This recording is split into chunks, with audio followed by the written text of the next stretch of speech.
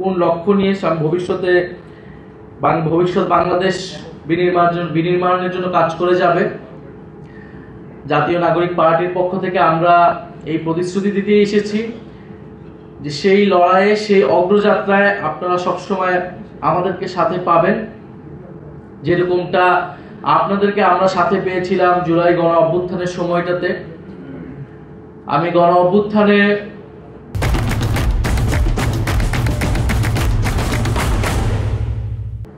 সকল শহীদদেরকে, সকল আহতদেরকে স্মরণ করছি, বিশেষভাবে স্মরণ করছি এবং কৃতজ্ঞতা জানাচ্ছি জুলাই গণ অভ্যুত্থানে সারা বাংলাদেশে বিভিন্ন পর্যায়ে, বিশ্ববিদ্যালয় থেকে স্কুল, কলেজ, মাদ্রাসা বিভিন্ন পর্যায়ে যারা শিক্ষক আমাদের সাথে রাজপথে নেমেছিলেন, আমাদেরকে সাহস জুগিয়েছিলেন এবং নিজেরা গুলির সামনে দাঁড়িয়ে গিয়েছিলেন।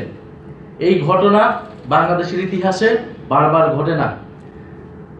আমরা ৭১-এর সময়ে বা তার পূর্ববর্তী সময়ে যে স্বাধীনতা আন্দোলন, স্বায়ত্তশাসনের আন্দোলন পাকিস্তান আমলে, তখন আমরা এই ধরনের ঘটনা, এই ধরনের ইতিহাস শুনতে পেয়েছি। শিক্ষক এসে গুলির সামনে দাঁড়িয়ে যাচ্ছে। আমরা ঢাকা বিশ্ববিদ্যালয়েও দেখেছি, যখন 15ই জুলাই, 16ই জুলাই, 17 জুলাই,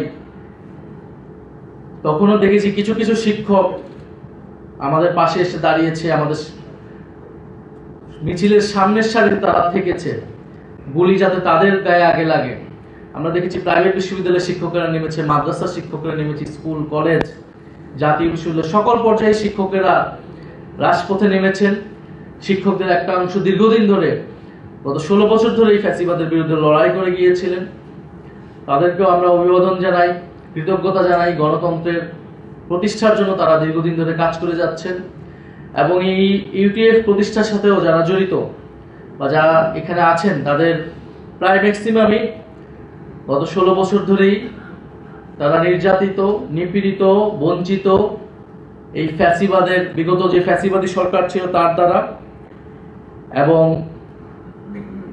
আমাদের যে শিক্ষা ব্যবস্থার যে বেহাল দশা, গত 16 বছরে আমাদের সকল প্রতিষ্ঠানকে ভেঙে ফেলা হয়েছে, দুর্বৃত্তায়ন হয়েছে, দলীয়করণ হয়েছে।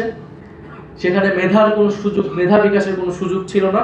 সেটা যেমন ছাত্র হিসেবে আমরা অভিজ্ঞতা পেয়েছি, শিক্ষকদেরও সেই অভিজ্ঞতার মধ্যে দিয়ে যেতে হয়েছে। সিরাজুল ইসলাম স্যার যেমনটা বললেন যে দলীয় পরিচয়ের ভিত্তিতে সেখানে তার প্রমোশন হবে কিনা, প্রফেসর হবেন কিনা, প্রক্টর হবেন কিনা, প্রভোস্ট হবেন কিনা, এই সম্পূর্ণ বিষয়গুলা নির্ভর করত। আমরা বিশ্ববিদ্যালয়ের শিক্ষক নিয়োগের ক্ষেত্রে গোড়াতেই দেখেছি এই সমস্যাগুলা। আমাদের একজন ভিসি ছিলেন, তিনি তার আত্মীয় স্বজনকে প্রবেশ করানোর জন্য বিশ্ববিদ্যালয়ে চাকরি দেওয়ার জন্য নতুন নতুন ডিপার্টমেন্ট খুলেছিলেন। তো গত 16 বছর যদি এই ইতিহাস বলতে যাই, এই গল্প আসলে শেষ হবে না। আমাদের শিক্ষকরা আমাদের থেকে আরো ভালো বলতে পারবেন। কিন্তু আলহামদুলিল্লাহ আমরা একটা লড়াইয়ের মধ্য দিয়ে একটা সম্ভাবনার জায়গা আজকে এসে পৌঁছেছি। এখন আমাদের চেষ্টা হবে যে এই সফলতাটাকে, এই সময়টাকে ধারণ করে রাখা, টিকিয়ে রাখা, যাতে ভবিষ্যতে এইরকম দলীয়করণ আমাদের বিশ্ববিদ্যালয়গুলোতে আর না হয়।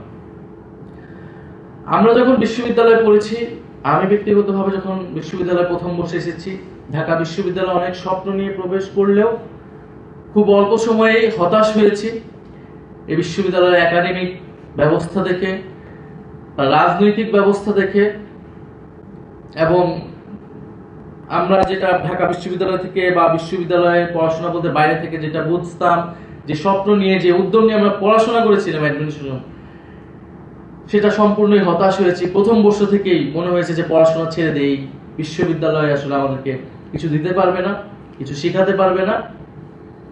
এই বিশ্ববিদ্যালয় কেবল শুধু দাস তৈরির একটা কারখানায় পরিণত হয়েছে, যেখানে আসলে প্রশ্ন করা যায় না, সবসময় অনুগত থাকতে হবে, একটা চিন্তাকে, একটা রাজনীতিকে মেনে নিতে হবে। ফলে আমরা বিশ্ববিদ্যালয়ে নানা ধরনের অ্যাক্টিভিজম করেছি, রাজনৈতিক কার্যক্রম করেছি। এবং আপনারা অনেকে জানেন, আমরা এই আন্দোলনের আগের কয়েকটা বছর পাঠচক্রের সাথেও জড়িত ছিলাম। কারণ আমাদের কাছে মনে হয়েছে এই বিশ্ববিদ্যালয় যা আমাদেরকে শিখাচ্ছে, এই চিন্তা যদি আমরা ধারণ করি, লালন করি, নিজেদের মধ্যে আত্মস্থ করি, তাহলে মানুষ হিসেবে, একজন স্বাধীন মানুষ হিসেবে, মর্যাদা সম্পন্ন মানুষ হিসেবে, নাগরিক হিসেবে আমরা দাঁড়াতে পারবো। ফলে আমাদের একটা কৌশল ছিল যে বিশ্ববিদ্যালয়ের মধ্যেও বিশ্ববিদ্যালয় গড়ে তুলতে হবে, আমাদের একটা অদৃশ্য বিশ্ববিদ্যালয় আমাদেরকে গড়ে তুলতে হবে, যেই বিশ্ববিদ্যালয়ের মধ্য দিয়ে আমাদের নিজস্ব স্কুলিং এবং আমরা যেই ধরনের রাষ্ট্র চাই, স্বাধীন নাগরিক, মাধ্যমিক মর্যাদা এবং দায়িত্ব